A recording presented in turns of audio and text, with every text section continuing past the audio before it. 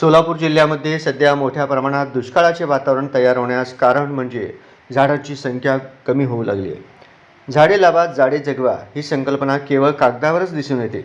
त्यामुळेच धनुर्धर अकॅडमीचे प्रशिक्षक दीपक चिकणे यांच्या मार्गदर्शनाखाली एक खेळाडू एक झाड हा संकल्प करण्यात आल्यामुळे निश्चितच पर्यावरणाला चांगला विचार या माध्यमातून मिळाला असल्याचं दिसत आहे। सोलापूर जिल्हा क्रीडाधिकारी नरेंद्र पवार यांच्या मार्गदर्शनाने जिल्हा क्रीडा संकुल येथील धनुर्विद्या क्रीडांगण येथे क्रीडा अधिकारी सत्येन जाधव, क्रीडा अधिकारी गणेश पवार यांच्या नियोजनाचे जिल्हा सचिव हरिदास रणदिवे व धनुर्धर अकॅडमीचे प्रशिक्षक दीपक चिकणे यांच्या एक खेळाडू एक झाड असे संकल्पनेमधून धनुर्धर अकॅडमी येथे सर्व खेळाडू यांना सोबत घेऊन झाडे लावण्यात आली।